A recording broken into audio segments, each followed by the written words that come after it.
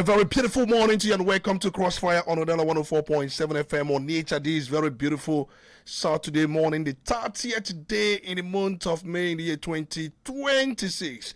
Wherever you are listening to us from and whatever you may be doing, it's always a pleasure to welcome you on this show. Remember, on this very platform, we speak the truth, we uphold the truth, and we preserve the truth. We call a spade a spade. We can never call a spade by any other name. And that's more reason we say, Nos Dicera Veritas, and Nos Dicera Ayudisim Veritas, and Nos Dicera Vivica Cabit Veritas, and Nos Dicera Lingolum Lingolum, and Nos Dicera Contra Lingolum Lingolum.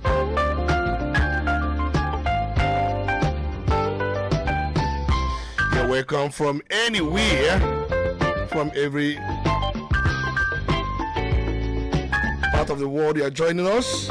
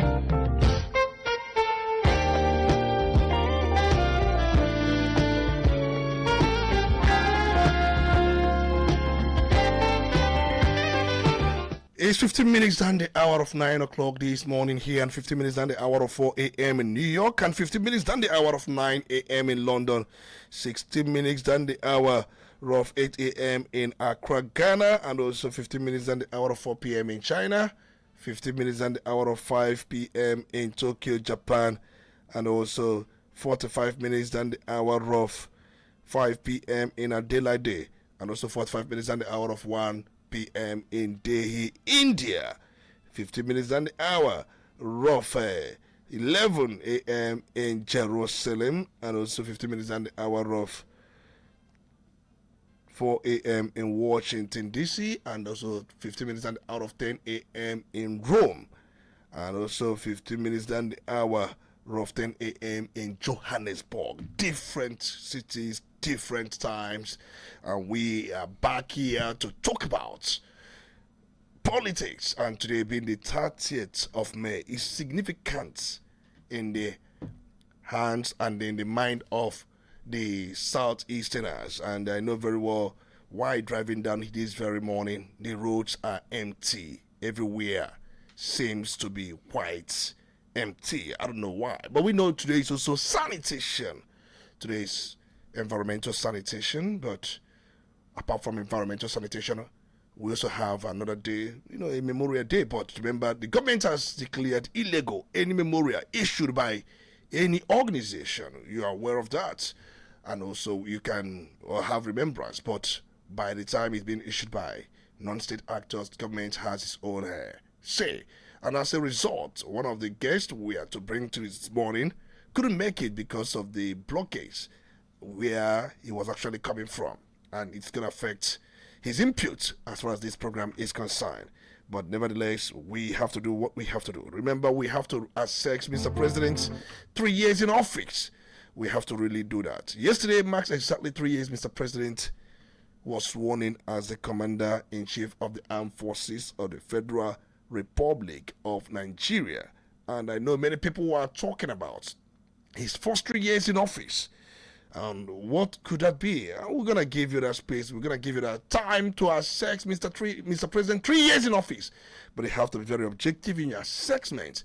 We have done similar thing the other time, but this time around we are looking at it from 3 years of his administration, which was marked yesterday. But before we do that, let's quickly survey the political roundup stories. And once we are done with that, we are going to come back.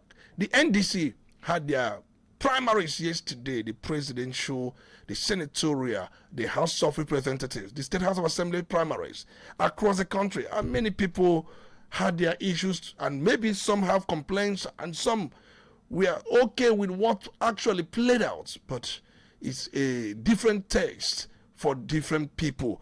Let's quickly serve you the political round of stories. Once we are done with that, we are going to come back and look at some of these very developments. Like I said earlier on, we had to have a guest, but he couldn't make it as a result of blocks around certain roads, and he couldn't drive through because of the fear of the unknown.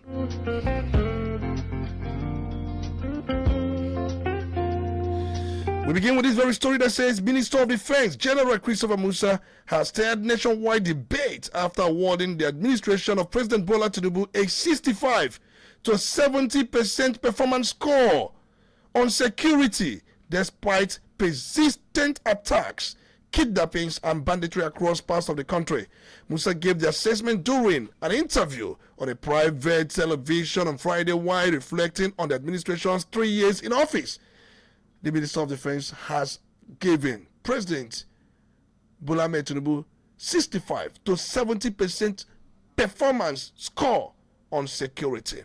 We're going to talk about that. The African Democratic Congress ADC has described President Bola Tinubu's 30% approval rating after 3 years in office as proof that Nigerians have rejected his administration over worsening economic hardship, unemployment, and insecurity.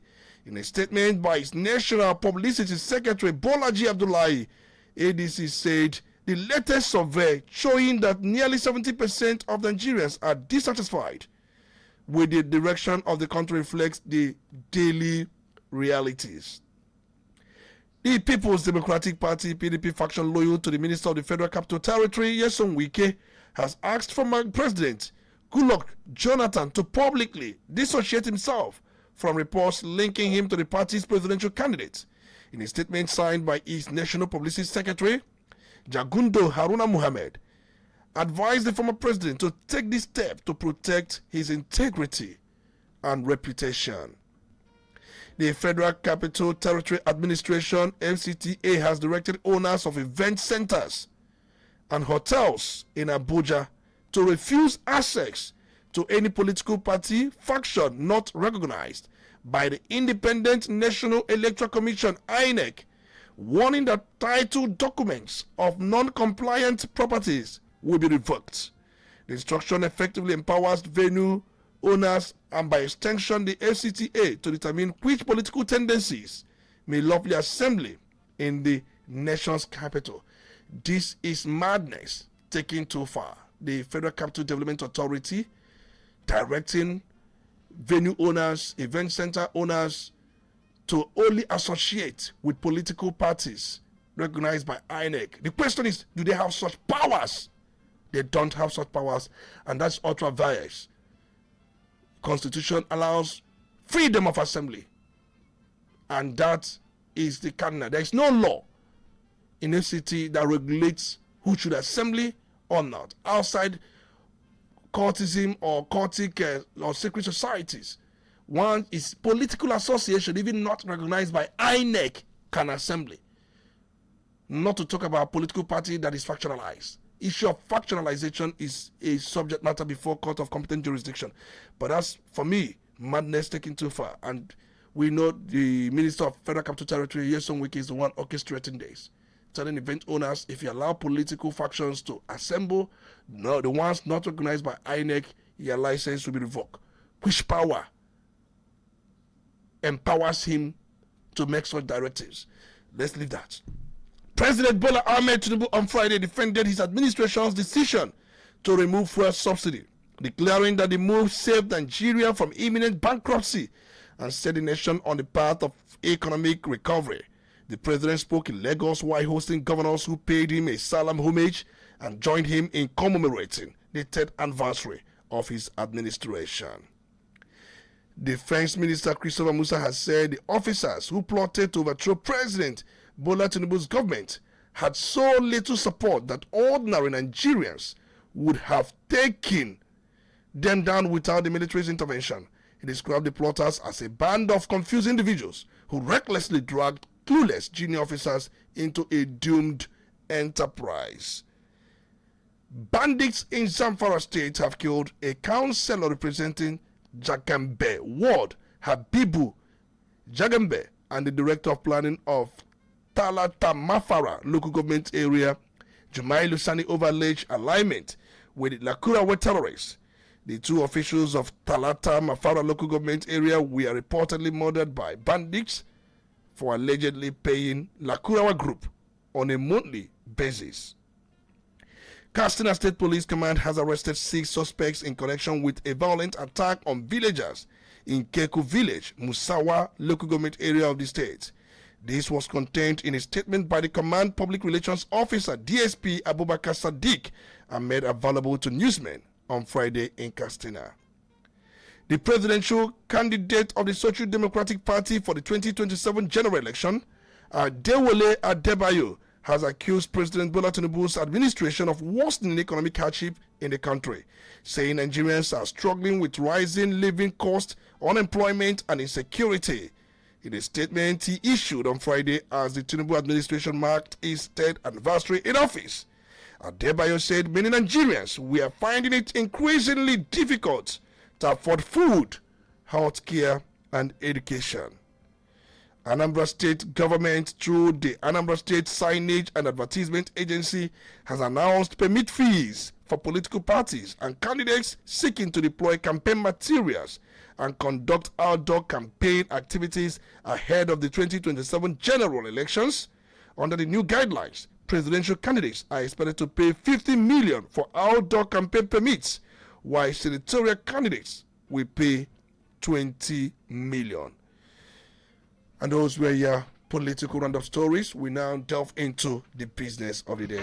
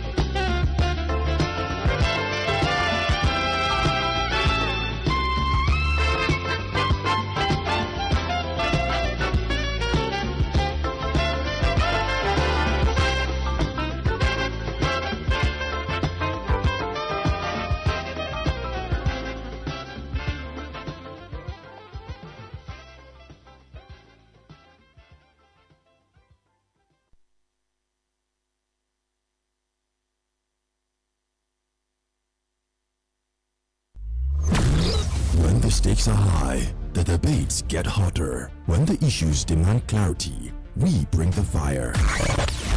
Welcome to Crossfire. Crossfire, where politics meets perspective, where issues are dissected, and where no topic is off limits. From the corridors of power to the pulse of the streets, we break down the politics, the controversies, and the decisions that shape our nation. Join Dr. Tony Olisanbeki as he puts guests on the hot seat, drilling them with the tough questions, demanding the hard truths, and leaving no room for half measures. Get ready for fearless conversations and uncompromising analysis. Crossfire, exclusive on Udala 104.7 FM Onitsha, every Saturday from 9 a.m.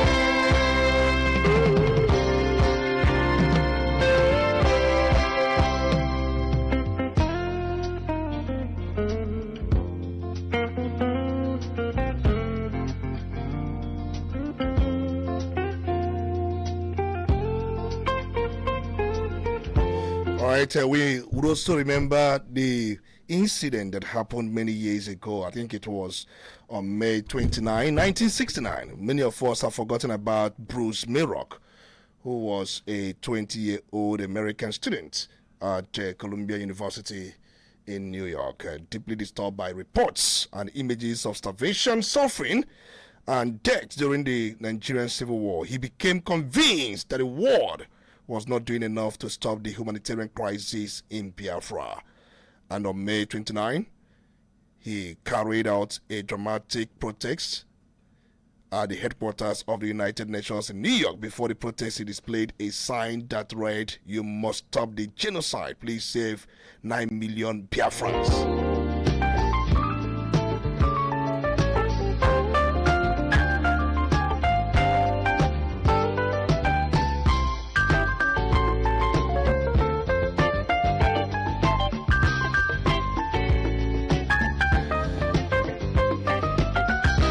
And if you don't remember, I'm just trying to remind you of this story before we go straight into the business of the day. Remember, we said earlier on, our business is purely to assess 3 years of governance of President Bola Ahmed Tinubu. And there are many people who have done that assessment. The Minister of Defense, Christopher Musa, did his own assessment and scored Mr. President 65 to 70% on area of security.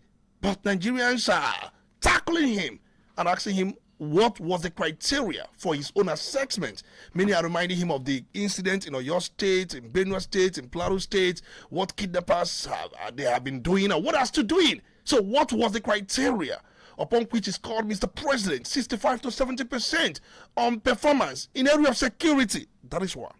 And we also have a survey by Nigerians, and it was online survey that's called Mr. President 30%. And ADC was making political statements from that. We saw what Abdullahi did say about the 30% score. Many Nigerians called Mr. President online. But we'll come to that later on. But before then, we are letting you know about the incident that happened on May 30, 1969, where Bruce Mayrock, a 20-year-old American student at Columbia University in New York, when he was deeply concerned and deeply disturbed by reports and images of starvation, where he went on a solo protest. He was actually protesting the starvation, sufferings, and deaths during the Nigerian Civil War, where he became convinced that the world was not doing enough to stop the humanitarian crisis in Nigeria. Just like I said earlier on, he carried out a dramatic protest at the headquarters of the United Nations in New York. Before the protest, he displayed a sign that read, "You must stop the genocide, please save 9 million Biafrans." And he suffered severe injuries and died several hours. His action attracted international attention and became one of the most remembered foreign protests connected to the humanitarian crisis. And according to reports from people who knew him, Merok had written letters to political leaders and campaigned about the suffering in Biafra, but felt that global leaders were not paying enough attention to the crisis. And the war itself had become a major international issue because of the widespread famine and the suffering of civilians, especially children. And the images from the conflict were broadcast around the world and prompted humanitarian campaigns, relief efforts, and protests in several countries. The images are things you cannot even behold. I've been able to cite some of these images. They are being recycled. But remember the statement of Awolowo that all is fair in the war. It was as a result of the blockade. And recall the recent book published by Gowon, when he was actually talking about the incident that led to the war and the war itself, and saying that it was to preserve Nigerian unity. And recall that very statement. Of course, many tackled him on that very statement for what he did and what he said. And he said Ojukwu was actually the one playing in the hands of those who he called the saboteurs, those who never wanted Nigeria to be united as one.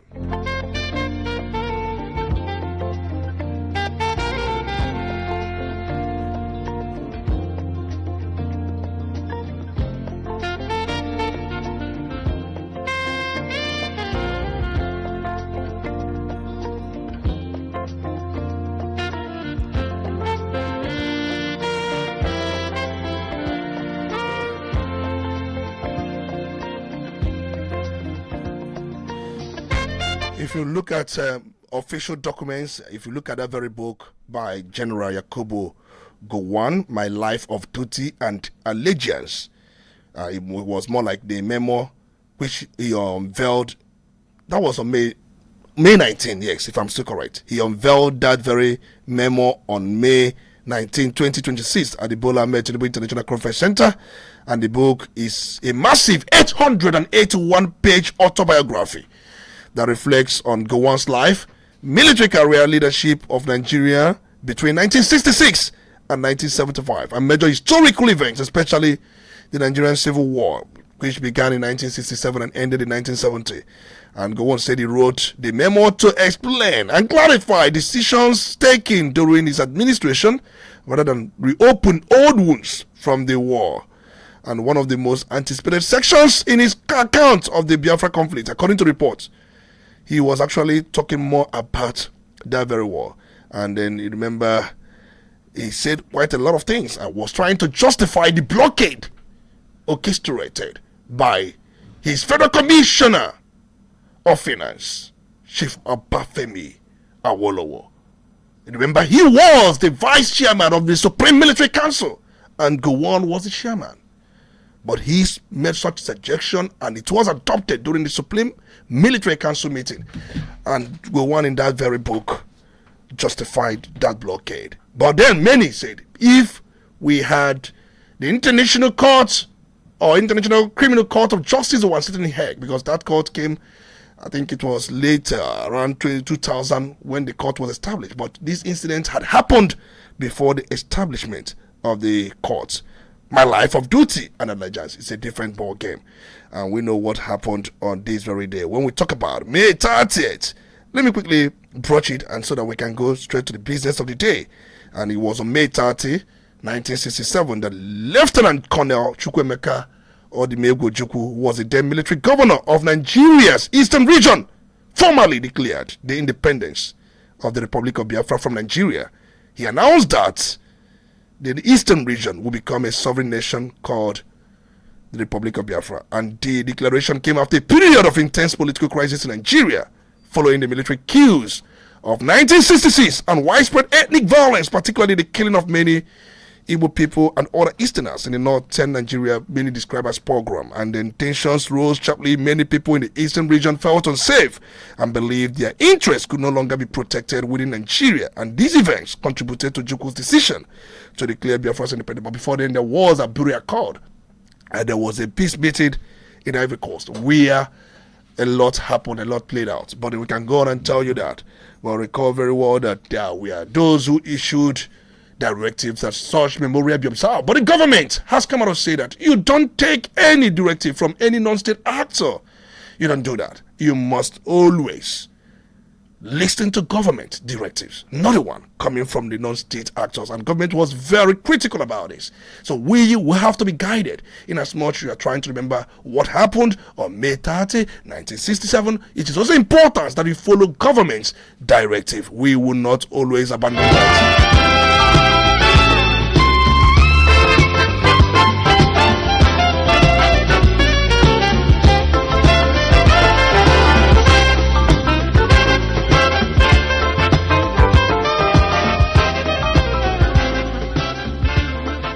So we can quickly let you know that before this declaration, which actually really put this southeastern part of the country, to a back foot, a lot happened, and there were measures to save Nigeria from imminent civil war. And one of the measures taken was the issue of the Aburi Accord, which was a peace agreement reached on January 4 to January 5th, 1967, in the town of Aburi, Ghana, between Nigerians military leaders, including Yakubu Gowon and Chukwemeka Odumegwu Ojukwu. The meeting was hosted by Ghana's leader, Joseph Ato Ankara, to prevent Nigeria from breaking apart after the political crisis, the coup, and ethnic violence of 1966. In fact, if you look at the background to the meeting, was the growing distrust between the eastern region and the federal military government following the killings of many Igbos in the northern part of the country, and also the political instability after the 1966 coup. Ojukwu insisted that any talks must be held on neutral ground outside Nigeria. This led to the Aburi meeting in Ghana. At Aburi, the leaders agreed on several important principles. One of the most significant was that major national decisions would require the agreement of the Supreme Military Council, made up of the military governors and federal leaders. The discussion also favored giving greater powers to the regions, reducing the concentration of authority at the center. In fact, the participants also agreed that force should not be used to resolve Nigeria's political crisis. Each region should have its own police. It was also agreed at that accord. In fact, there was a controversy that emerged after the meeting because Ojukwu believed the agreement effectively transformed Nigeria into a loose confederation where each region would enjoy substantial autonomy. But according to him, the transcripts and records showed that both sides had reached that understanding. But Gowon and many federal officials later argued that Ojukwu interpreted the agreement differently from what had been intended. In fact, if you go to Gowon's recent autobiography, My Life of Duty and Allegiance, he stated that Ojukwu misinterpreted the discussions and arrived at Aburi with predetermined objectives. Gowon maintained that there was never an agreement allowing the eastern region to succeed or operate as an independent state. And also, the failure to implement the accord became one of the most important turning points in Nigerian history. And Gowon also blamed Ojukwu for rushing to the media to talk about that accord. That it was agreed at that accord that Gowon should be the one that will brief the nation on the outcome of the meeting. Why would Ojukwu rush to the media to tell the world what was agreed in his own interpretation, which Gowon argued was never intended? Ojukwu said that he had waited for Gowon to do the broadcast and admitted that it was also agreed during the Aburi meeting that Gowon should be the one that will address Nigerians on what was agreed upon. But Gowon was not forthcoming. He waited for Gowon, and endlessly he felt that Gowon was not going to do that. just to ensure that the meeting was not killed, he went on to let the people, the public, Nigerians know what was agreed. And Gowon started making some reactive statements when he had the space, when he had the time to brief Nigerians. And Gowon said that issue of confederation was never up at Aburi, but there were certain concessions made. He talked about the issue of regional police. Yes, that there was disagreement that before any decision must be taken, the Supreme Military Council, comprising the federal leaders and the regional governors, they must be involved, and the issue of force will not be used. But Juku's broadcast, he was actually talking about confederation, that was never mentioned during the issue of Aburi. But then, immediately after that, Gowon created 12 states on May 27, 1967, breaking up the former regions. Ojukwu viewed it as a violation of the spirit of Aburi. We just had Aburi, and we are talking about independence of regions. Then we had 4 regions. These regions should have some level of autonomy to administer, to govern their internal affairs, while subscribing to the central government for external affairs. But Gowon, according to Ojukwu, broke his heart when he created 12 states on May 27, 1967, breaking up the former regions. In fact, the eastern region was divided into 3: Rivers, East Central, and Southeast. Ojukwu's kingdom was divided into 3, even when he was still talking about issue of Aburi. I don't know if your kingdom is divided, how happy you will sound. But that was exactly what happened. Ojukwu viewed it as a violation of that spirit of Aburi. 3 days later, Ojukwu countered Gowon, because Gowon did this on 27th of May, 1967. Then on the 30th of May, Ojukwu declared the independence of Republic of Biafra, and this eventually led to Nigerian Civil War. Now the question is, who caused the war? There was Aburi to prevent the war. Agreements were reached. Yes, it was agreed. Gowon should be the one that will make the broadcast of the outcome of the agreement. Gowon was not forthcoming. Ojukwu waited. Ojukwu went on to make his own broadcast. Gowon interpreted it to mean different thing other than what was agreed upon during the Aburi meeting. Then Gowon went on to create 12 states, which was not part of the agreement, which was in total violation of what was agreed during that meeting. And 3 days later, Ojukwu said, "No, what? Oh, you want to divide my kingdom? Let me show you that I can do more than you can imagine." Ojukwu declared the independence and Republic of Biafra, and many historians consider the Aburi Accord as the last major opportunity to avoid a war. But questions were asked. Gowon was asked, why didn't he make the broadcast as agreed at the accord? Gowon said there was no timeline given to him to make the broadcast, that he was taking his time. Why would Ojukwu rush to press? That Ojukwu caused a stir. He stirred the honest nest. He couldn't have done that. He could have pressured him to do that, but not going to do that against what was agreed. That Ojukwu was the first to violate Aburi Accord by rushing to the press.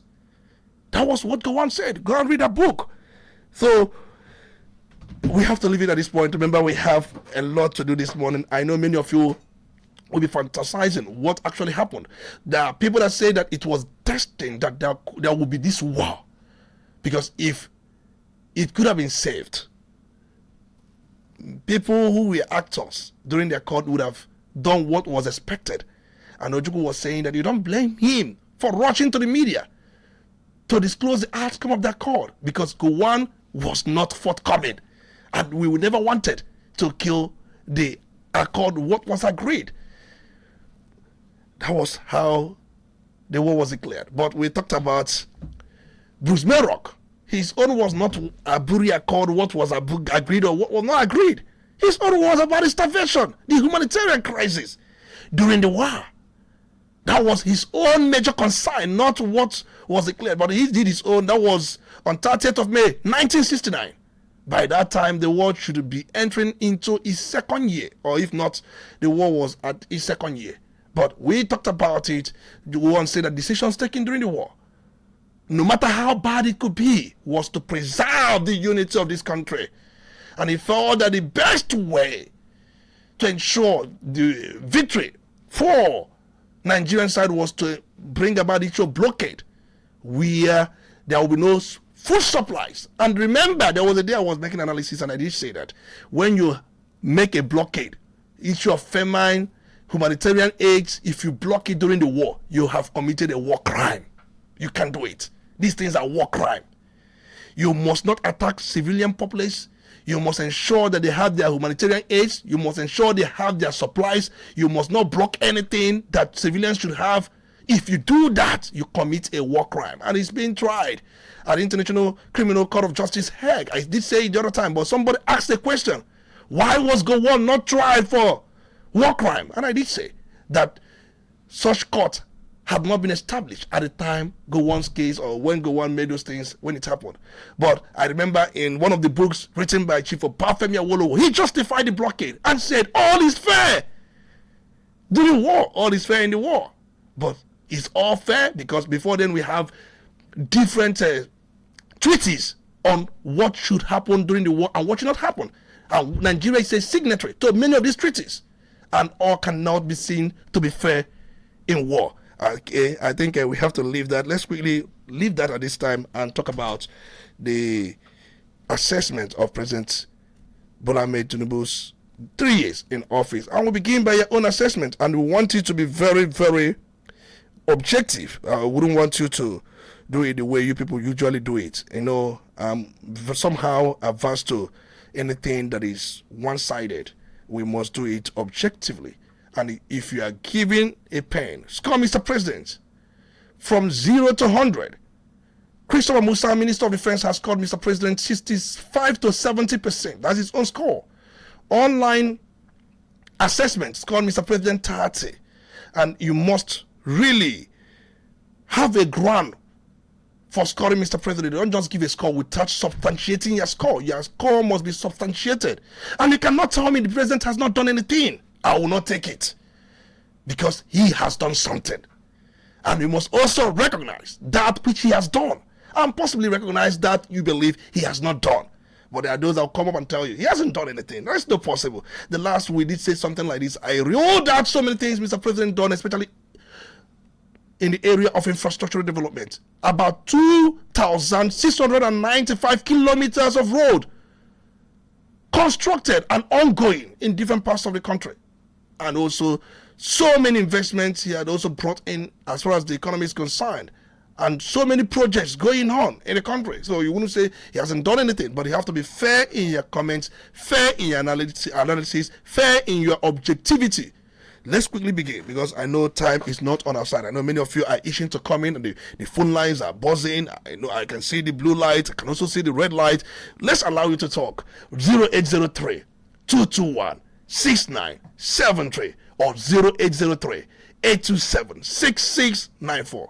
Remember, this is a special broadcast, and we started by the 30th of May implications and what happened somewhere where a student far away in the United States of America went on a solo protest and he died as a result of injuries he incurred.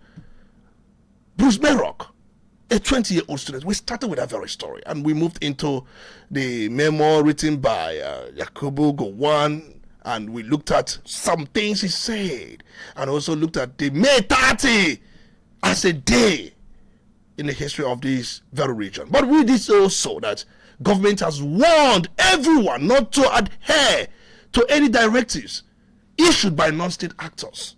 Let's go straight to the phone lines.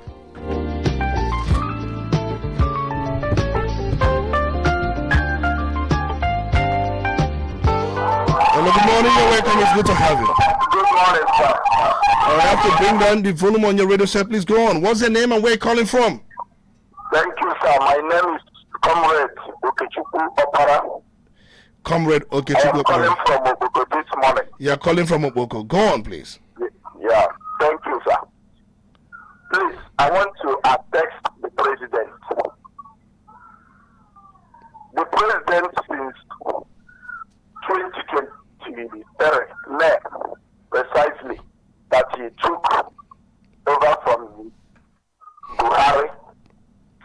Yes, in some areas,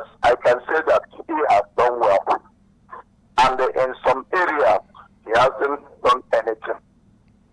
Take for instance, in terms of infrastructure, here in the southeast, I've been able to pass through the federal routes we have. Yes, he has done something. Moreover, in Imo State, in Ebonyi State, and even here in Anambra, Onitsha, Enugu Express, where I can see that work is going. But talk of insecurity. In terms of security, the president has done nothing to it. You have seen the recent one which we are talking about, that of Oyo State. The president came on the platform the other day, telling the children, giving them assurance of how he will protect them. But go there in Oyo State, those kids are there in the bush. What are they doing there? What is the president doing? In Borno State, IDP everywhere. He is doing nothing about it. Unemployment even is in its highest state in this particular country called Nigeria. The president now is even fighting opposition in Nigeria. Is it the way we should go about it in this country? So for me, rating the president, I will give him 30%. I will give him 30%. Because here, hunger is everywhere. I went to the market yesterday to buy some stuff. Getting there, they told me that everything is no longer in its place. So you have seen that the president has made the country to fall apart. Nothing is going in this country. So, in terms of this sit at home of May 30th, it should be celebrated in the southeast, even the entire state, to commemorate the efforts of our past Jews. So whoever that is against this particular sit at home is not doing good to the southeastern. Thank you, and may God bless you. All right, thank you so much. And we got remember, we have to be very careful with our statements. Any sit at home declared by any other body outside government is not really observed or acceptable here. We must follow government directives. So we are product of such directives. All right, let's go back to the phone lines. Good morning. You're welcome. It's good to have you. Good morning, my honorable speaker. You're welcome. It's good to have you. The voice of Maruke Shuka calling from Onitsha. You're welcome. Mr. Speaker, I'm going to give my own score based on a Nigerian that I am, and based on Nigerian who is vulnerable. Mr. Speaker, just like I told you before now, the only thing I recognize that Mr. President did was removing of fuel subsidy, of which he did that without planning. Because had it been, he planned very well to remove that subsidy, we would have benefited very, very well from it. Even it's not even too late, because Dangote is not functioning. You should go and see what he will do with Dangote to make sure that fuel, maybe as in Nigeria, we got that fuel and all this petrol on a sensible price. You cannot be buying it at that rate. So to me, only subsidy is what he did that I will recognize, but he did not have plan when he mentioned that. You talked about infrastructure. But Speaker, I am not seeing any infrastructure. He built 2,000 kilometers of road. Where? Super road he built. I may live in this country. I may not fly that road. How can you give me a super road from Lagos State to I think from Abuja, right? From Abuja to Calabar. From here to Calabar, you know how many hours? So even if I'm going to Abuja, I will not follow, I will apply through that road. So to me, infrastructure, I didn't see anything from Mr. President. Then talking about education, where are we going to start from? Are we more than where we are before? The answer is no. We are having life here. In fact, when Buhari was the president of Nigeria, my speaker, I enjoyed life very, very well. We enjoyed life very well. But now, it has shifted from the level that we are enjoying it down more than even 30 to 40%. We used to get light because when Buhari was the president of Nigeria, at least I can count, we get light every day up to 18 hours to 20 hours. But this time around, can you attest to that, or you are making a very bogus statement? I am telling you the truth. If you doubt me, ask anybody who is living in Turkey. That during the time of Buhari, you were having electricity for over 20 hours. 18 hours. 18 hours. Electricity is 20 hours. During the time of Buhari? Yes. There will be a time throughout the day. They will not take the light. I am telling you, you will be the one to force to go off your refrigerator. I'm telling you what I am sure.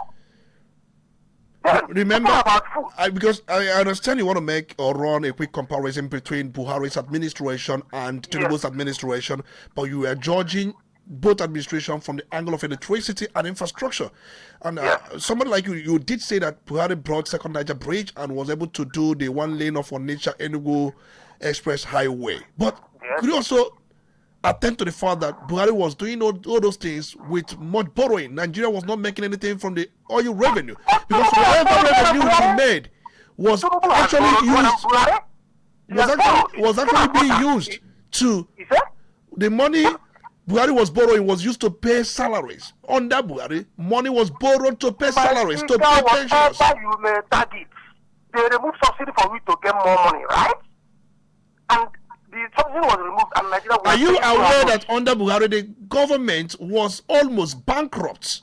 In fact, the foreign reserve nosedived to its lowest. We have more now. $33 billion.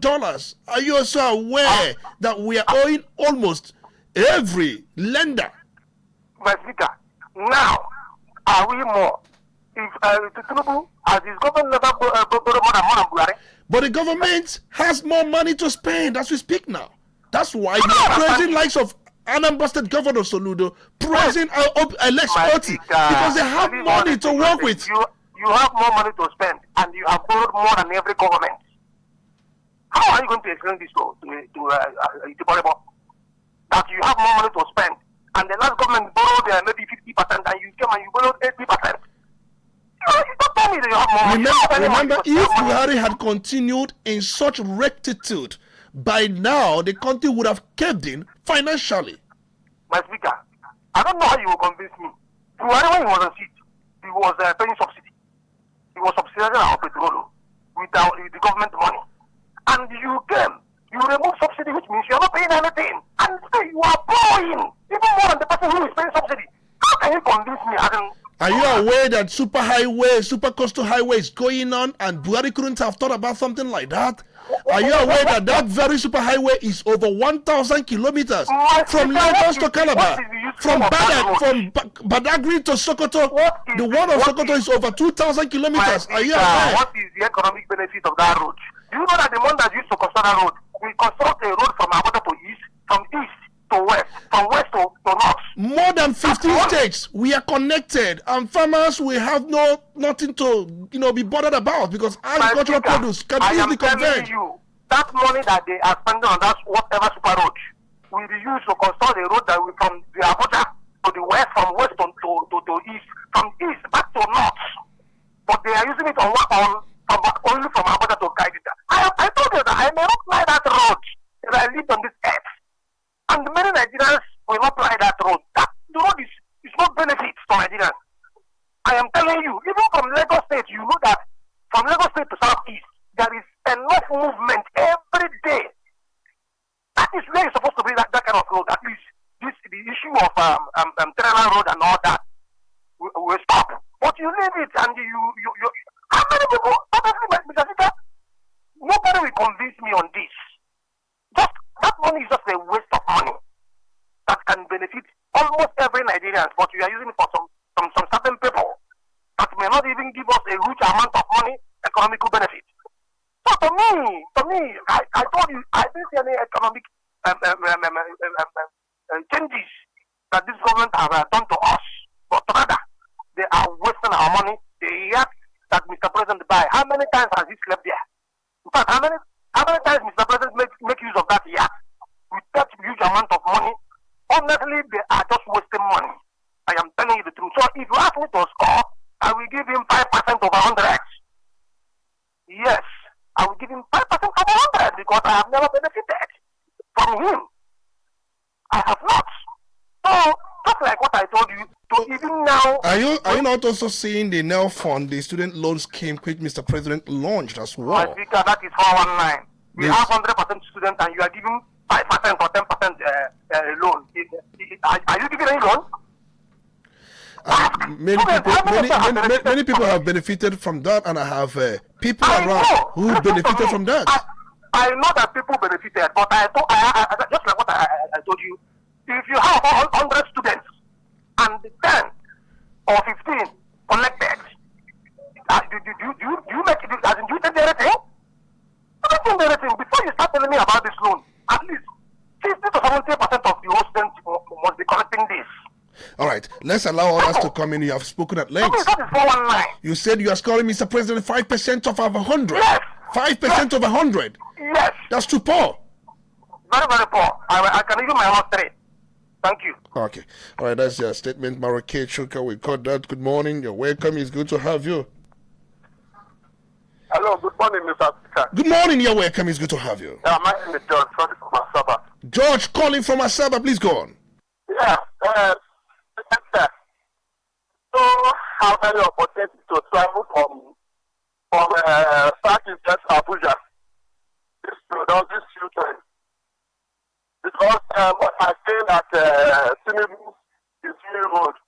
I don't understand because I've been in Abuja last year. I think around February last year, and this year I went to Abuja to the road. You see what I think that people are kidnapping people from Abuja to this year. Understand why people are saying that the road is very bad. I myself, before I come back this one and vow that I will never in my life any kind of job they are going to give me. I now ready to provide a flight ticket money for me. I won't be there. You can easily call anybody I do the same job that I'm doing to do it in Abuja. On the many job that I did, the man has been disturbing me to come and finish it up. I refuse to go back because of the road. I will now move ahead. I will be there on a different road. That don't matter traffic. That's the thing I said for online. You see, I said all we are going to say. This is a very Remember, your network is not that too clear, but we are managing to get you. But just go on so that you can easily conclude. Yeah, so that's what I'm trying to say. It's very nice. Sometimes I'm going to say why government and Tinubu government. You see, there's a big difference between why government and Tinubu government. So you prefer Buhari government to Tinubu's government? Is that a point you're trying to make? Now. You prefer 100%. Buhari's government to Tinubu's government? 100%. You are saying 100%? Yes, because you say that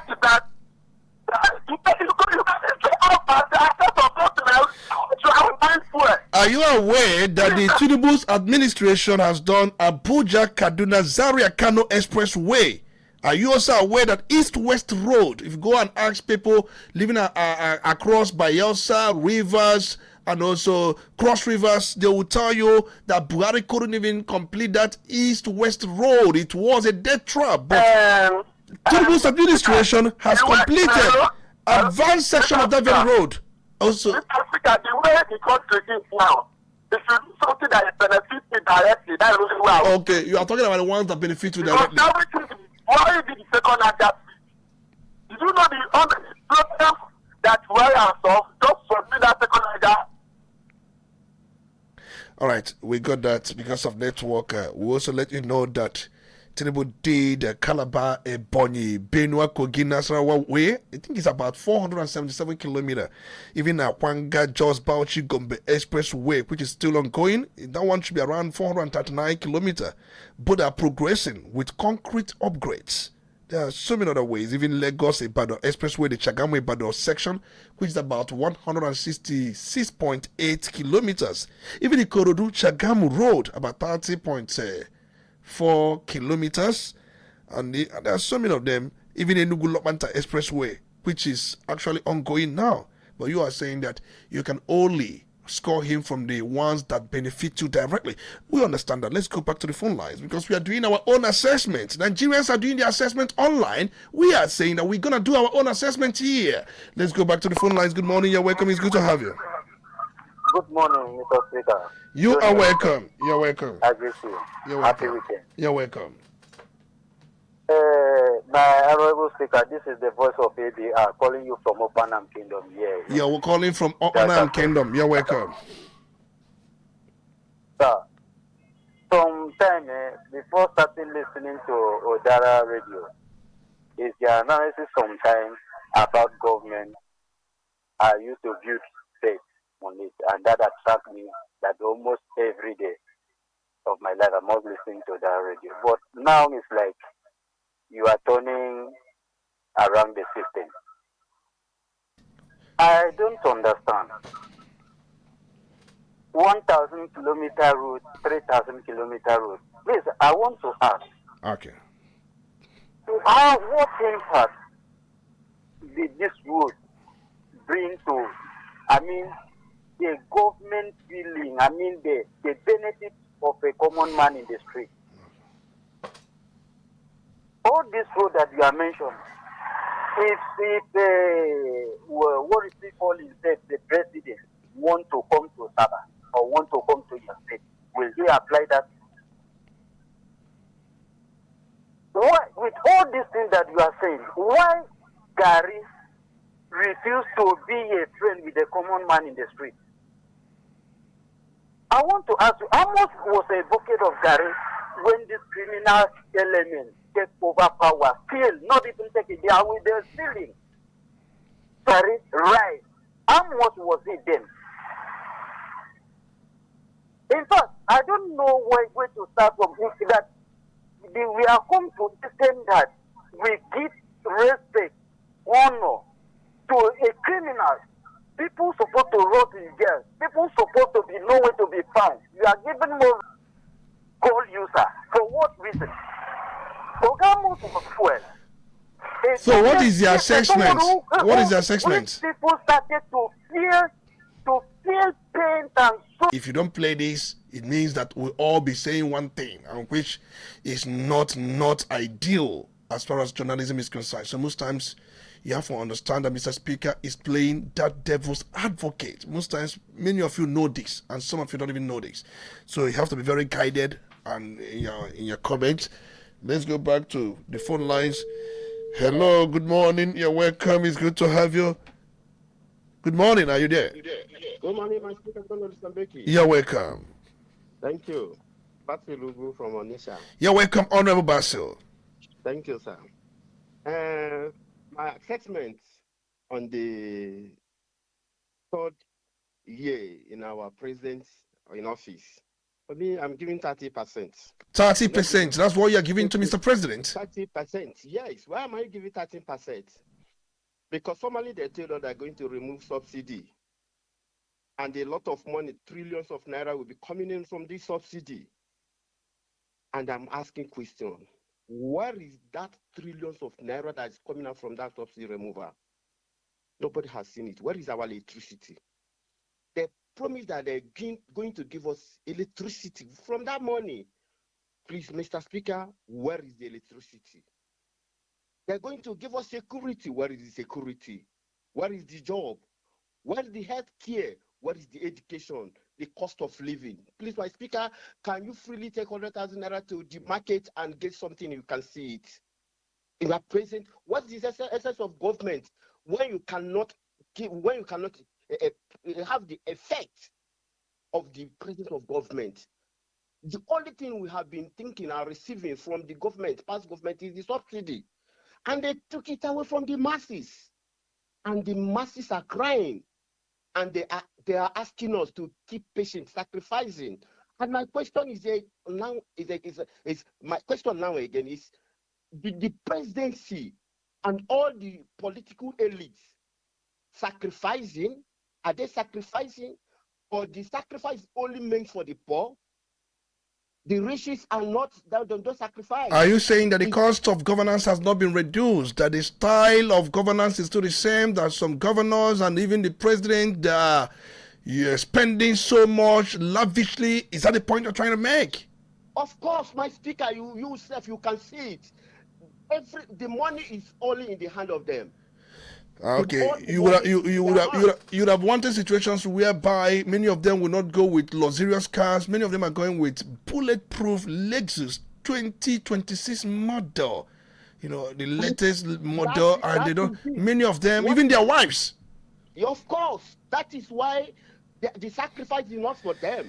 I saw the very SUV the wife of Taraba State Governor was actually conveyed with. I looked at that very SUV. I shook my head. This government is not doing anything. And in the other way around, the road they say they are building roads everywhere. They are borrowing money to build a road. But let us be very clear. Government must find a way to generate revenue to run government. Anybody who is there will look around and see how revenue should be generated. Now, you are talking about subsidy, and government says that this subsidy is draining the purse of this government. It's making Nigeria to be bankrupt. Two things are out. Taxes and subsidy. If you want subsidy, there will be more taxes. More tax will be introduced. If you don't want more taxes to be introduced, subsidy removed. Take one. Tony, are we not paying for the taxes now? No, more will be introduced because other countries in the world, just through taxations, that's where government generates money. Tony, I want to ask you a question. Nigeria, the tax we are paying before, where there is subsidy, and the tax we are paying now, where there is no subsidy, which one is greater? You are talking about when there was subsidy. In fact, there is no much difference because apart from VAT that was increased to 7.5%. So that means the essence of removing that subsidy, it makes no sense of the whole thing. Because they would have left that subsidy so we can pay tax instead of removing the tax subsidy, and we are still paying the most tax. It's a very big challenge. Because there is not anything, we cannot hold anything in these 3 years of this government. Everything is tomorrow is going to be better. Tomorrow is going to be better. Which tomorrow? Tomorrow till 3 years. I don't know how better it's going to be. My question, another question for me, before you leave me. The issue of Yakub Gowon and his books. I want to ask a question, please. And my question is, has Nigeria done enough for now, genuinely, a reconciliation of those problems, bringing the unity and division that leads to this civil war? Are they really trying to handle it very well so that people can see the visibility? All right. Or is it all about politics now? And the other way around, defending Yakub Gowon, defending doesn't make a good this thing, biography. The autobiography is all about defending himself, defending everything. Everything he did was defended. All right. Nobody is going there to do what? To question those attitudes. All right, let's leave that. You know, he has written his book, he has given his own account. He has said that decisions taken during the war was actually to preserve Nigeria's unity. But I want to let everyone know, because for those that will be coming in now, I asked a question. Please hold on, because I picked a call. Just hold on. All right, just hold on. I'm going to let you know or read some statistics to you. Nigeria, let's be honest. Yes, we are paying tax. There's no doubt. But Nigeria is one of the lowest tax-paying countries in Africa. Let's be real. We are paying tax. Nobody's denying that. But Nigeria is one of the lowest tax-paying countries in Africa. And globally, when measured by tax to GDP ratio, Nigeria's tax to GDP ratio is 8.2%. Hold on. What is our minimum wage? Hold on. I said let me read out these statistics before we go on. Okay. Nigeria's tax to GDP ratio is 8.2%. That is Nigeria's tax to GDP ratio. Now, you come back and look at Kenya. Kenya has 15.8%, their tax to their GDP. Egypt has 13.6%. That is their tax to GDP. South Africa has 26.5%. That is their tax to GDP. If you look at these countries, I can go on. They pay more taxes than Nigeria. And for their government, they must generate revenue to run the government. And I asked a question. Yes, you brought something very important. What is our minimum wage? If we can set the minimum wage right, or maybe increase the minimum wage to about 500,000, but that would also bring inflation, there's no doubt. Or if we can bring the minimum wage to about 200,000, let's assume that we set the minimum wage to about 200, and the government introduces more taxations and possibly we introduce subsidy, would it be okay for Nigerians? We here, you pay taxes the way South Africans, Egyptians, Kenyans do pay, because we are looking for solution. Honorable Basi, you are still on the line. Do you prefer that where subsidy is retained, let the government introduce more taxations, but let them set the minimum wage right? Yes, Tony, I prefer that, because in Western countries, there's a lot of tax, but there's money in your hand to pay for the tax. Especially whereby you don't have money to pay your tax in Nigeria. I was listening to an online conversation, and I was told that people cannot save up to 1,000 Canadian dollars. Most people who are in Canada, many Nigerians or immigrants, and some even those who were born in Canada, that for you to save 1,000 Canadian in a modern in Canada, right, there are people who do not have homes. They cannot afford houses. They live in government provided shelter. That's what they call shelter in Canada. And these are people who work from morning till night. In those countries, you work morning till night, even midnight. You don't have time, you don't have space. It's all about work. Here in Nigeria, by 5 p.m., we have all converged at one place or the other, eating, drinking. Eating is here with drinking in Kwabi, things like that. And in these countries, we are referencing, they work all through the day. No time for such merriment. Which one do we prefer? Tony, for me, I prefer a place I can go and have a good life, because you have to work all through the day and all through the night. Not just working through the day, because there is a lot of breaks there. When they tell you they're working all the day, all the night, you are talking as if you are one of the citizens. I'm talking about immigrants, those who migrated. When you are there as an immigrant, you know that is what you are going to suffer. Oh, you are going to suffer that. Of course. And many people are coming back to Nigeria. There are so many people. Coming back to Nigeria is a suicide itself. It's suicide. All right. Thank you so much. Thank you so much. All right. Thank you so much, Honorable Basi. We got that.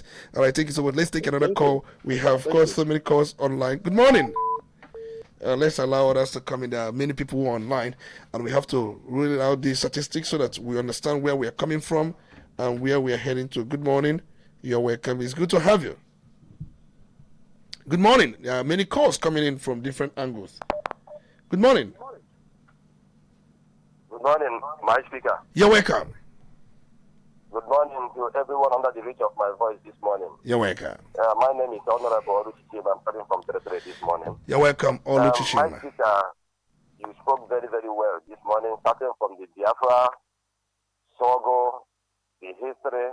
You broke it down in a way that a layman can even understand, even some who don't even know how the war started and what caused the war. Thank you so much. On the other angle, comparing Tinubu regime and Buhari regime, my dear speaker, if you ask me, I would tell you that I would prefer let Buhari come back. Yes. Why do I say so? There's a way we, the citizens, assess the government. What is the price of commodities in the market? How are we surviving? Before Tinubu comes on board, how much is house rent? How much is fuel? How much do we buy bags of rice in the market? Can a family of 4 survive with the minimum wage? Just family of 4. I just want to use family of 4. Can they survive with the current, even 4 is too much, sir. Can family of 2, just mama, papa, can they survive with the current minimum wage under this administration? This is what we, the citizens, how we, the citizens, assess the government. Yes, Tinubu, to an extent, we must give him a little credit based on road infrastructure from the little ones we've seen, and we still need more. Good and fine. But today, can you go to the market and purchase anything valuable with the naira currently now as we speak? Under Buhari, I believe rice is about 22,000 or thereabouts. But under this administration, we saw rice catapulted up to 100,000 before coming down. So I think somewhere now it's either 50 or 60 or thereabouts. Under Buhari, rice was never 22,000. Let's not be carried away by emotion. Remember, during the time of Buhari, there was embargo on importation of foreign rice, and that made the price of local rice to go so high. In fact, at a point, rice was sold between 50, 60, or 70,000 during that time, not 20,000. Okay. I stand to be corrected. But I still remember the last time I bought a bag of rice under Buhari was when it was 22,000. So I can't give actual the correct figure where it stopped before he handed over. But what I'm saying now is that Tinubu told us that if he cannot give us 24 hours electricity, this is one of his key promises of his campaign. Today, are we enjoying that 24 hours electricity? And he has the mind to be contesting again for the second term. Why he told us, vote me out, don't vote me again when I return. Mr. Speaker, today we are suffering for light, power. Mayoke Chuka said it, that under Buhari, that he enjoys at least more than 12 hours light over there in Fege, which is true. Under Buhari, here in territory, sometimes we have 2 or 3 days uninterrupted power supply.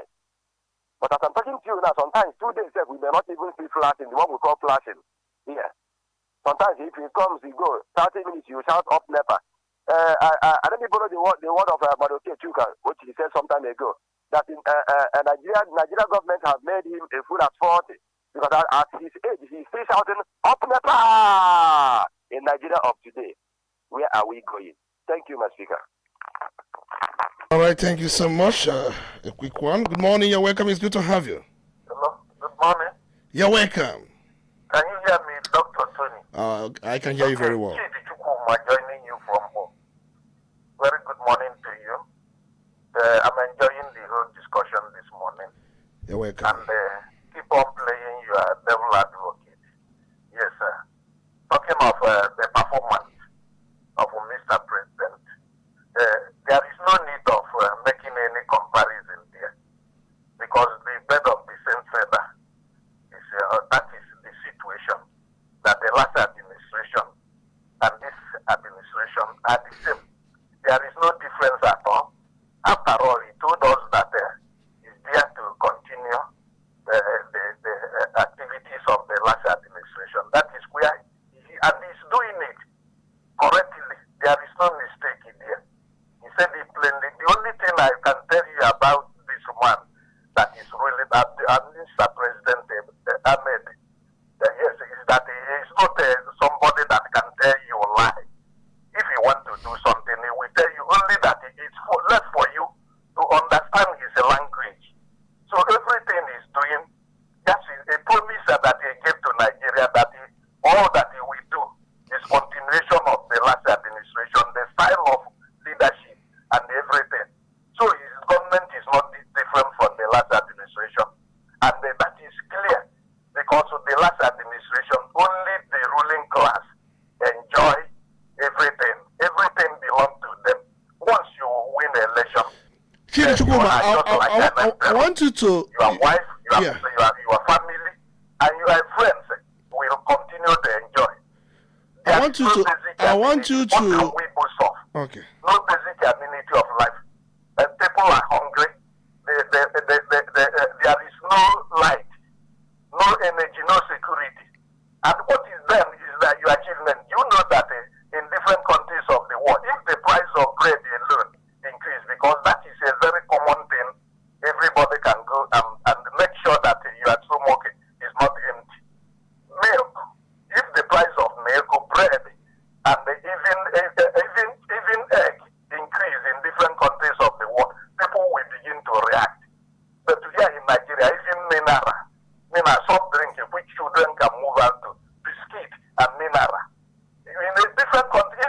Ghana that is very close to us.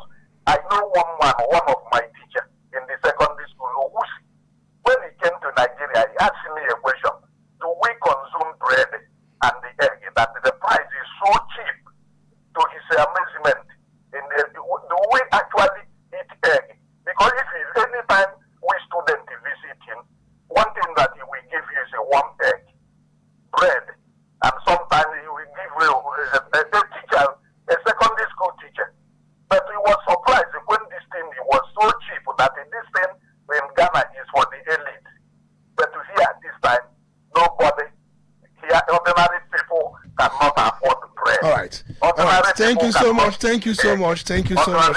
Thank you. Thank you. I have to let you go, please. For those who will be coming in now, you have to make it in 1 minute. You have to do your assessment in 1 minute because we are looking at time. I just checked time now and I discovered that we have spoken at length. So let's make it brief. There are many people on the line, on the queue. Please make it brief. Good morning. Hello, good morning, my speaker. You're welcome. It's good to have you. This is Akamera. You're welcome. Akamera is calling from Fegi. Akamera calling from Fegi. Please go on in a minute, please.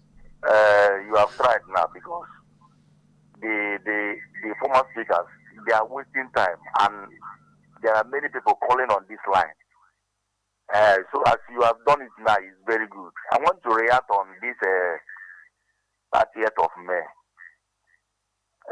You have explained well, but I want to say something. You see, these our southeastern governors, they are slavery. Because I remember when this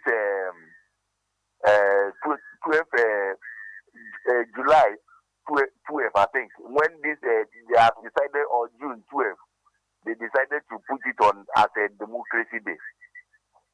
When the government has not officially announced that day for democracy day, I remember how the Yorubas, the way they are going about to force the government to recognize that day.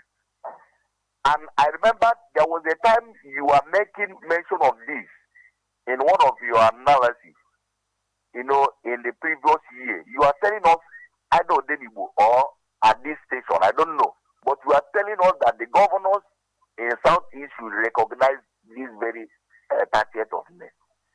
But they are telling us that, remembering the people that died on 30th of the Biafrans that died. And somebody want to just say, let's remember them. Let's give them honor. And somebody is telling us that we shouldn't do it. Is it not unfair? The Yorubas, if you see the way the Yorubas are just trying to recognize this June 12th, they are just pushing it until the government was forced to recognize that day. And they are telling us here, don't recognize, don't do anything that non-state actors are telling you to do. I think these are our governors here. I don't know the kind of people they are. Thank you. All right, thank you so much, Akamelum. Good morning, you're welcome. It's good to have you. Good morning, my speaker, Tony Becker. You are welcome. This is voice of Honorable Gracious Okoye from our ancient kingdom, but calling from Newu now. You're welcome. My speaker, you see, first of all, I rate our president 30%. I give him 30%. Why I give him 30% is because of what he did in Burundi change. How he break the dichotomy that is there. And other things he did. Apart from that, security is zero. The economy is zero. Many other things, zero. You can talk of roads. Last time he narrated the whole roads he built. But you see, that money, one single thing that he will do that benefits this nation and benefit the good economy is power. Why not him just make us have steady power in this country? If we have steady power in this country, many industries will get revived. Many minor industries will start.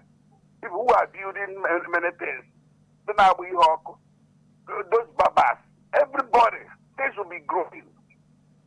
But he failed to do that. Any governance or government in this country that failed to put up a maximum power in this country is not doing the right thing. See, power, see petroleum. These two things goes economy of this country. So that's why I give him 30%. He did not do fine. I don't know what he will do even this year. All this money he is talking of, he gave to governors. All this money in the companies of governors. Is it not money he borrowed? Is it not money we bring for subsidy? What is that thing? Where got the money? Whether it be the governors in the street? It doesn't reflect in our homes. There's hunger in the country. So I don't see anything good. Let me All give right. it 30% All right. for that. All right. You're giving Mr. President 30%. All right. Thank you so much. Remember, this is Crossfire on Udala 104.7 FM.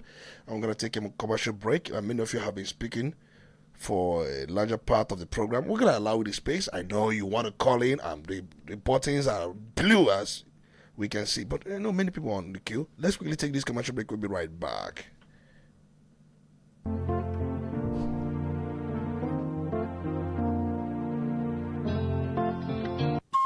Udala Radio 104.7 FM. Are you looking for a perfect space to make your events unforgettable? From child dedications to weddings, concerts, birthday parties, crusades, or even corporate events. City Hall Entertainment Ventures presents City Hall, Awada, located at number 10 Ijala Street, near Ukewu Junction, Awada Obusi, with a 600 seating capacity, state-of-the-art stage, standard wash facilities, a massive parking space, 24/7 lighting, and proper ventilation and cooling system to keep your guests super comfortable. City Hall Entertainment Ventures, and even cooling equipment to make sure that all your drinks are chilled. For bookings and reservations, please call 0803-324-2806 or 0906-000-7617. Hurry now to number 10 Ijala Street, Awada for all bookings and reservations and get a 10% discount. Udala Radio 104.7 FM.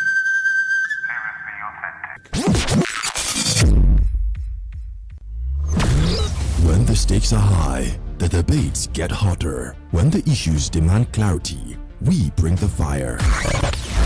Welcome to Crossfire. Crossfire, where politics meets perspective, where issues are dissected, and where no topic is off limits. From the corridors of power to the pulse of the streets, we break down the politics, the controversies, and the decisions that shape our nation. Join Dr. Tony Olisangbeki as he puts guests on the hot seat, drilling them with the tough questions, demanding the hard truths, and leaving no room for half measures. Get ready for fearless conversations and uncompromising analysis. Crossfire, exclusive on Udala 104.7 FM Onitsha, every Saturday from 9 a.m.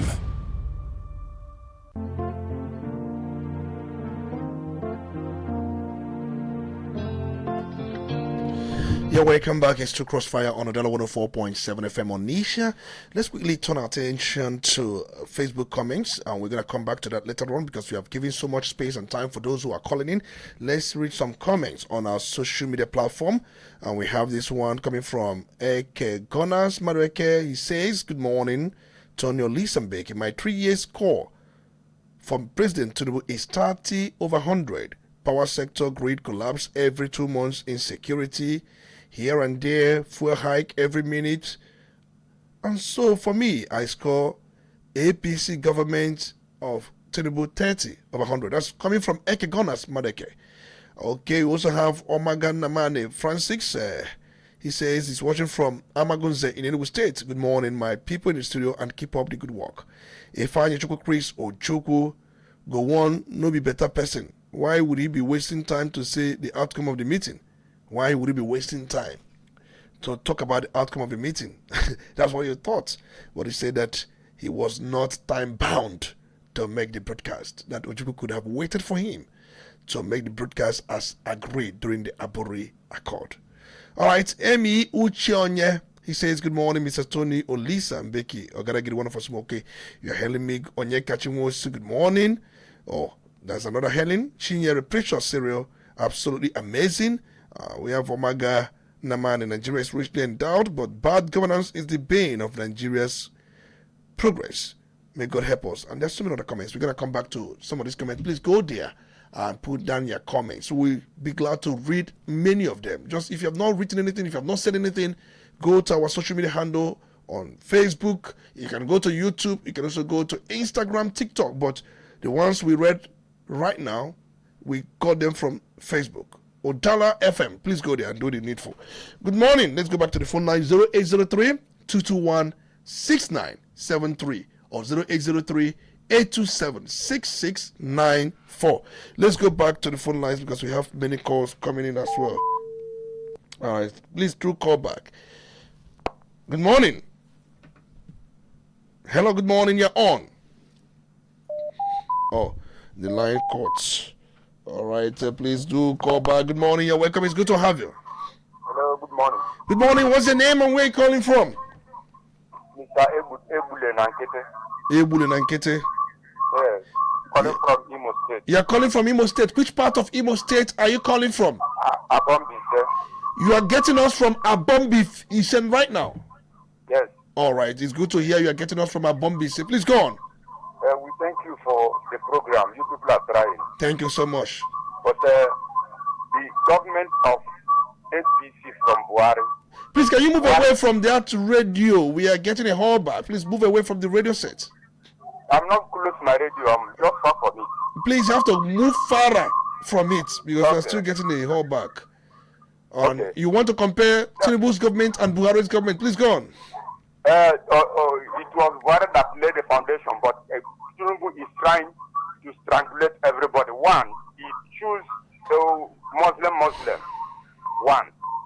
Two, he is now heading Nigeria to one-party system, which is a room for them to strangulate the whole Nigeria. During the time of Buhari, fuel and other power, this thing, they were all affordable. But now, you cannot afford any, you cannot get anyone. And that is the pattern of Muslims trying. That is their pattern of destruction. That's what they plan for Nigeria. Thank you. All right, thank you so much. That's your own thought, but then you have to substantiate because some of the claims in media, they are not substantiated. You know, what has Muslim ticket go to? What is going on right now? And you say something about pattern, but you cannot substantiate that. Of course, do well to listen to our programs daily because it is where we educate, highlight. Yeah, good morning, Mr. And also substantiate. Good morning, you're welcome. Hello. You are welcome. Please stay where there is network and go on. My name is Udoka Okere. Udoko Okere, you're welcome. You're welcome. Yeah. People forgot to understand that the Buhari is the cause of the problem Tinubu is facing. Because it's like Tinubu started from scratch. So nobody should blame Tinubu. I score him 40%. Thank you very much. Thank you so much saying that Buhari caused everything because when Jonathan left, things were not the way they were. That the government of Buhari, Nigeria went into recession 2 times where we recorded zero economic growth, negative economic growth consecutively. That was why we got into recession in 2016. And we came back from that recession, we went back. Buhari had was in power for 6 good months without ministers, without cabinet, and a lot of things happened. And then he started borrowing from scratch, and at the end of the day, investors run away. But somebody saying you don't blame Tinubu, you blame Buhari for the foundation he laid as far as these things are concerned. And that's what he said. Good morning, you're welcome. It's good to have you. Yeah, good morning, it's Chief Dr. Tony Lisambeki. You are welcome. Yeah, my name is Christian. Also, and I'm Christian Eze, calling from Mpo. Christian Eze calling from Mpo, please go on. Yeah. What I want to give Buhari is 20%. Tinubu is 20%. 20%. Because if score. Buhari, the time Buhari is ruling, that Buhari is not performing well. He had to come and correct things, not to make it worse. That is my own opinion. When somebody is not performing, you come to normalize everything and to make everything work. So not to make everything worse. So he Buhari did this, but he comes to make it worse. That is my own opinion. So all right. All right. Thank you so much. Giving Mr. President 20% score. That's his own personal score from Mr. President, saying he could have made things right. But Mr. President is saying that the foundation was almost shattered when he came on. And it was going to take time for him to start making things right. Good morning. You're welcome. It's good to have you. Hello. Good morning. And somebody was actually of the view that during the time of Buhari, airlines, many people cannot accept Naira. Naira was rejected because the backlogs cannot be cleared by the Central Bank of Nigeria. Many foreign companies in Nigeria, sometimes they shut down the operations. Reason being that they cannot repatriate their funds to their countries. They cannot exchange whatever that was transacted in Naira to dollars for them to take back to their home country. They couldn't do so. And then Buhari said he cleared all the backlogs. Many airlines, many Nigerians were going to Benin Republic, Togo, for them to catch a flight. Things like this were on ground. But Buhari said he has cleared all those things. Nobody's owed again. Let's go back to the phone lines. Hello. Good morning, you're welcome.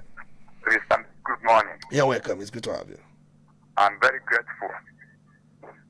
Yeah. I'm Ebube Kozo from Ehal. You're welcome. I'm speaking to you rightly now from Akabuli, Ehal. You are calling from Akabuli right now, Yes. from Iyala local government area. Yes. You're welcome. You analyze everything to the knowledge of everybody. And you just brief us on what has happened in the past. No matter whatever Gowon is speaking, he had been reaping the right coins that he had sown during that time. He was saying that he wants to keep Nigeria one. What was happening in his own town now? And his people, they are not massacring them. Is Nigeria one before such thing is taking place? He must cover his face with shame. And coming to our dear governors, there are puppets, there are stooges to the Hausas and Fulani. Now the Yorubas tried to make sure that June 12th was brought in existence, and we are recognizing it. A whole Igbo man that was born with Igbo blood and have seen, even if you have not seen it, but he knew what had happened. Coming to what you have briefed us about the beginning of the Biafran War, was trying to say that you don't want to sit at the home, that you don't want to recognize anything that was not to be. Shame to him. He must, in fact, it was not. Right, we have to let you go. Sorry, you don't use those language on air. You know, it's not about emotion. It's not about emotion. It has to be logical. That's what we say. Remember, there was this report coming from United States of America Department of Security, where the report alleged that 30,000 Fulani militants were behind the insecurity ravaging the country. But Miyetti Allah has responded to that U.S. report that talked about 30,000 Fulani militants being behind the insecurity ravaging the country across different parts of the country. Yet Allah says 30,000 cannot represent 14 point something million Fulanis in Nigeria. Saying that US cannot do ethnic profiling of their tribe. That 30,000 militants, Fulanis, yes, but they cannot represent the majority of Fulanis, that there are about 14 point something million in this country. That's the reaction coming from Yeti Allah. Good morning. You're welcome. Quickly, because we want to wrap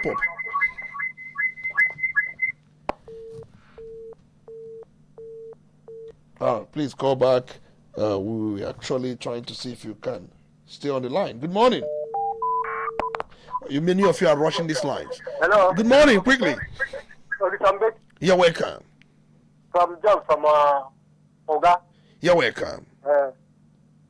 Support the government too much. All right. You don't understand what the job we do here. You don't understand. You can never understand. All right. Sorry. He cannot understand the job we do here.